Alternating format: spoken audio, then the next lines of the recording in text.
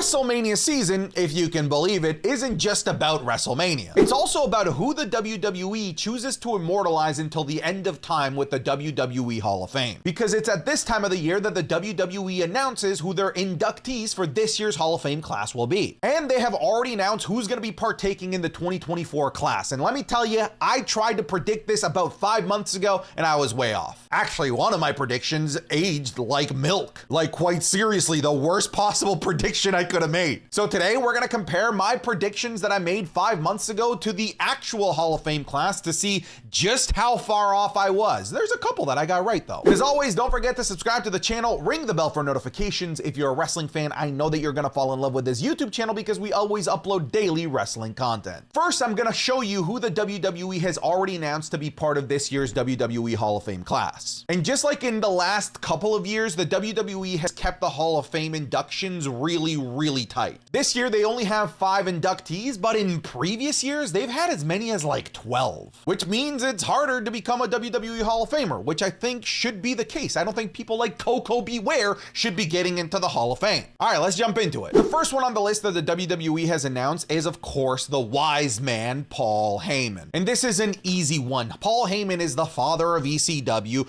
which has its blood and its roots in Philadelphia, which is exactly where WrestleMania is taking place. So it is an absolutely perfect year to induct Paul Heyman. But not only is it like good timing to induct Paul Heyman, like it was inevitable. What this man has done for the industry is actually incalculable. Not only has this man had his hands in just about every major wrestling organization throughout the 90s and the early 2000s, like of course WWF, WWE, ECW, the territories, WCW, but this man has also been an announcer. He has also been a writer and producer for the WWE, and on top of that, being one of the most recognizable on-screen talents by being one of the most famous and most highly regarded managers in professional wrestling history. Dare I say, the greatest manager in professional wrestling history, managing the likes of Big Mark Callis, aka The Undertaker, Stunning Steve Austin. Of course, we got Brock Lesnar, CM Punk, we have the Tribal Chief Roman Reigns, and honestly, the list continues to grow and grow. And of course, Curtis Axel, how can we not include Curtis Axel in there? But it's undeniable that this man's resume was a first ballot headline inductee Hall of Fame status quality. And that is what he's getting. He is the headliner of this year's Hall of Fame class. And I like that the WWE has now done back-to-back years where they're inducting somebody that is actively involved in a current day storyline. They did it last year with Rey Mysterio, which allowed them to include the Hall of Fame induction ceremony into their storyline between Rey and Dominic Mysterio. I wouldn't be surprised if they do the same thing here with Paul Heyman. I know that the big looming question is who's going to induct Paul Heyman. A lot of people would like to see Stone Cold. Some people would like to see CM Punk, Tommy Dreamer. Honestly, there's a lot of options. And frankly, that just goes to show the amount of influence that Paul Heyman has had on the wrestling business as a whole. We have one of the powerhouses of women's wrestling in Bull Nakano, who just absolutely carried women's wrestling across not just like WWF, but literally the world, Japan, Mexico, United States. She was it when it comes to women's wrestling. Not only was she it, but like she brought like the personification of danger, and she was like genuinely horrifying when you watched her on screen, because every single one of her moves looked like she was trying to decapitate people. Frankly, I think that she was light years ahead of her time. If we had somebody like her in today's style of professional wrestling, she would be a main eventer. And yes, she was a main eventer then, but women's wrestling, especially in North America,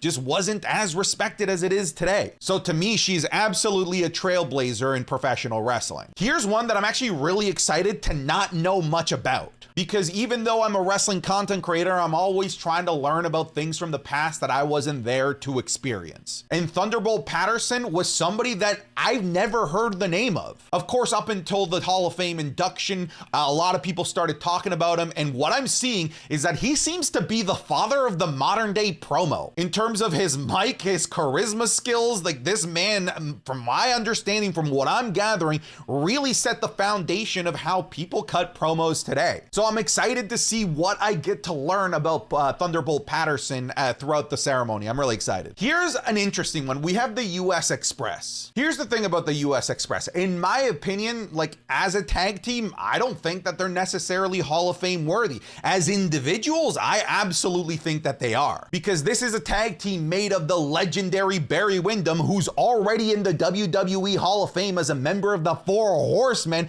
and of course, Mike Rotunda, who you might know better as Erwin R. Shyster. I do believe that their induction as a tag team in terms of their accomplishments and what they did as a tag team is a little bit peculiar, but I do believe that this serves as a great place to do a tribute for Bray Wyatt as well, because Bray Wyatt's real life name is Windham Rotunda, a name that he got from this tag team, Barry Windham and Mike Rotunda. Windham Rotunda, you're starting to see the connection here. Again, as individuals, I believe that these guys are absolute WWE Hall of Famers. As a tag team, I think that there's something deeper going on here involving Bray Wyatt. This year, we also have a celebrity inductee, this being the late Muhammad Ali, who, if you didn't know, was involved in the WWE by being the special guest referee / special guest enforcer of the very first WrestleMania main event. So of course, when it comes to the celebrity wing, Muhammad Ali was involved in one of the most important moments in professional wrestling history. I went with a different celebrity that also had major involvement in WrestleMania 1 that we'll talk about in just a second. But yeah, as a celebrity wing member, I absolutely believe that Muhammad Ali is a good option. Plus, Philadelphia also has this history with boxing with Rocky as well, so I think it fits the whole vibe of the night. Do you want even more wrestling content? Because you could be getting more wrestling content over on Patreon, patreon.com/SantiZap, where you're already getting the Wrestling is Cool podcast 3 days earlier than everyone else,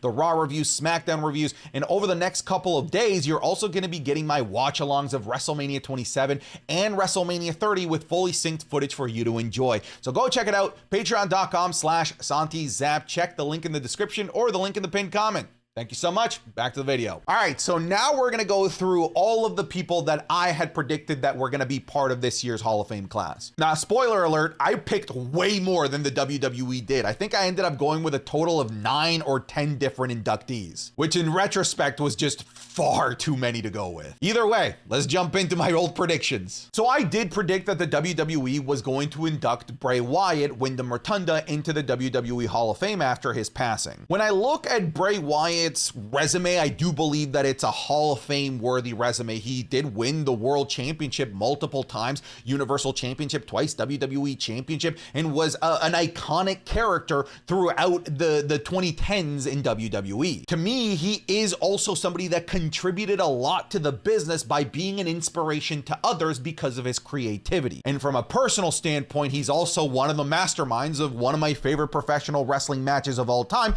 the Firefly Funhouse at WrestleMania 36. So yes, I absolutely believe that Bray Wyatt is absolutely a WWE Hall of Famer. The only difference here is that when I look at his resume, what he's accomplished, had he retired, I believe it would have taken about anywhere from an extra 3 to 7 years to be inducted into the WWE Hall of Fame. I don't think that he may have necessarily been a first ballot headliner Hall of Famer had he retired. Now, of course, with his passing, everything changes and it's a completely different narrative, and I really believe that they were going to pay tribute to him at the Hall of Fame. Now, the WWE has clearly taken a different approach by doing the Peacock show starring his brother, which will showcase the life and creativity of Bray Wyatt, which I think is an absolutely beautiful way to pay tribute to Bray Wyatt around this time. And of course, with his uncle and his father also being inducted into the WWE Hall of Fame class this year as the US Express, both of which, when put together, have his entire namesake of Windham Rotunda, Barry Windham, and Mike Rotunda. So I do believe that Bray Wyatt will inevitably be involved in the Hall of Fame. He will be inducted. It might just be a couple of years. But I do appreciate the WWE for at the very least taking this time to pay some tribute to Bray Wyatt's legacy as well. Well, didn't this just fucking age horribly? I picked Vincent Kennedy McMahon to be inducted into the WWE Hall of Fame class. Now, hear me out for a second, okay? I figured that this was going to be TKO's final goodbye, see you later, get the fuck out of here. We have nothing left to do with Vince McMahon. We have ousted him from the company. He's in the Hall of Fame, so no one's ever gonna ask again if he's gonna be involved in the Hall of Fame. He's already in there, and now we can fully get rid of Satan's favorite demon Heyman, Vince McMahon, and never talk about him again. Which in hindsight, like, I think is a perfectly fine strategy for TKO to finally just move on from Vince McMahon, and so that there weren't any future conversations about additional Vince McMahon involvement in things like the Hall of Fame. Here's the thing. Should Vince McMahon, just in terms of contributions to the business when he was in the WWF, WWE, what he did to grow professional wrestling from a carny business into this multi-billion conglomerate,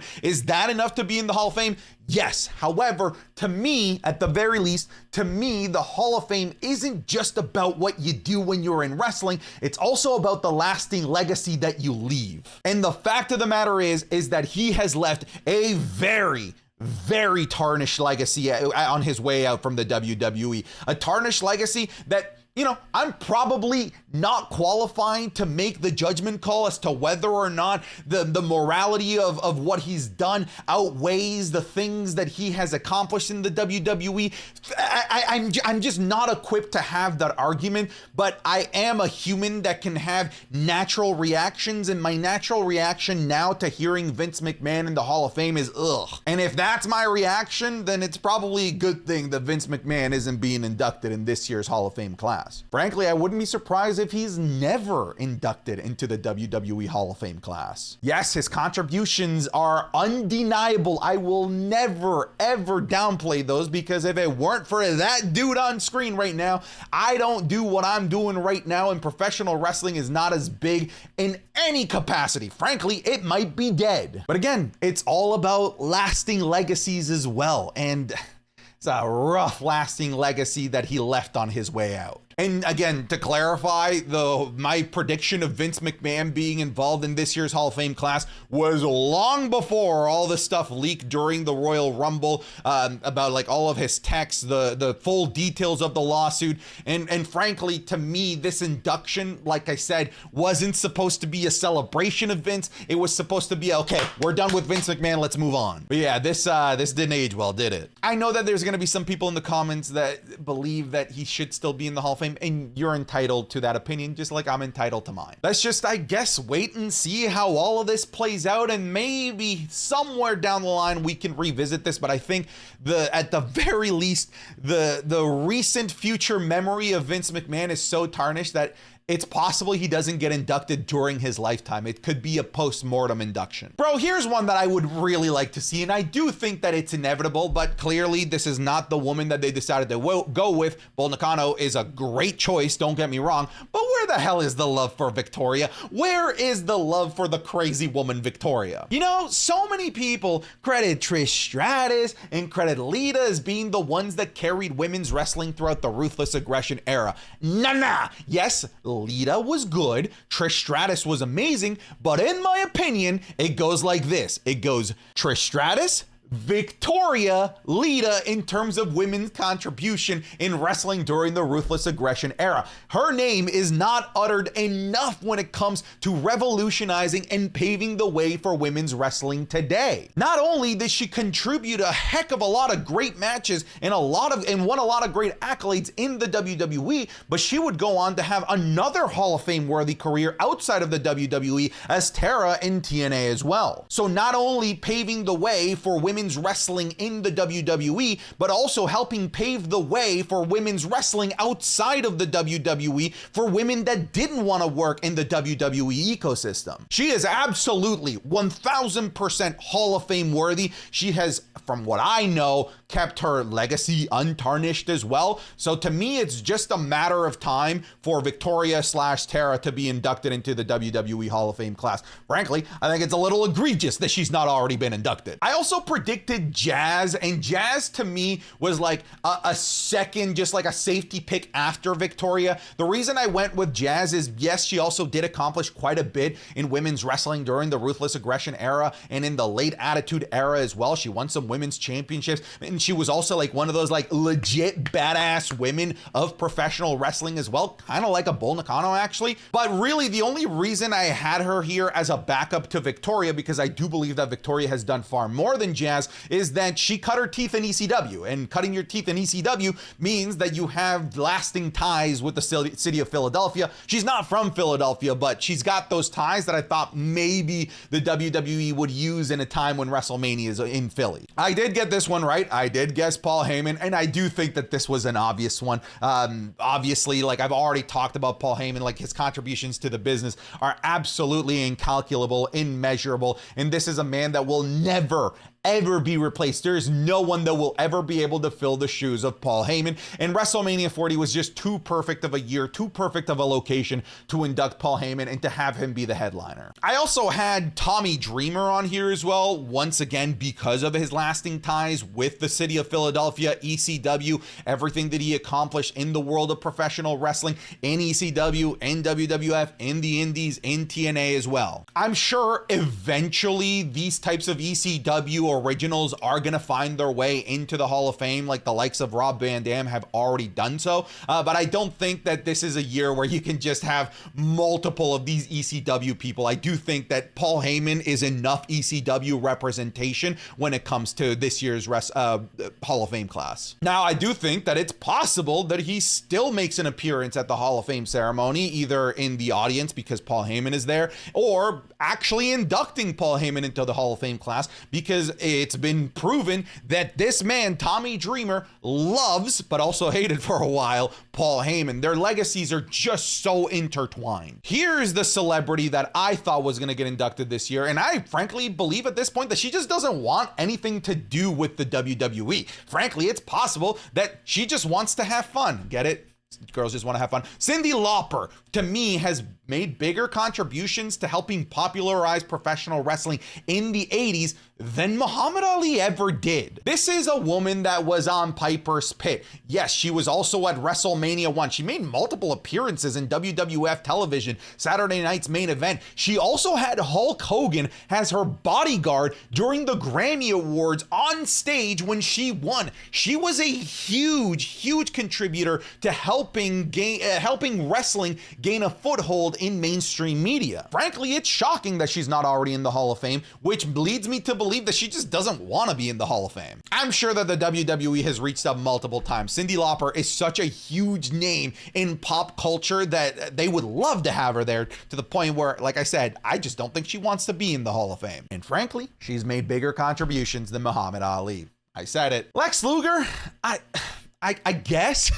This was one of those guys that I feel his name in terms of wrestling lore is bigger than it was during the actual time that he was popular, because yes, he was supposed to be this replacement to Hulk Hogan, but when you look at what he actually ended up accomplishing in the WWF, it wasn't actually a heck of a whole lot. They never ultimately trusted him with the ball, even though they really tried to make him the new face of the WWF, and it just never worked out. He did go to WCW, had an extra back half to his career over there that was pretty noticeable, but aside from that, that's kind of it. But when we as wrestling fans now in the 2020s, when we look back at these names from the golden age era, from the early 90s, we think of them as these legendary figures, probably more legendary than they ultimately actually were. And I think that Lex Luger might actually be one of those people, and maybe one of the reasons why he hasn't already been inducted into the WWE Hall of Fame. Also, Luger's looking rough these days,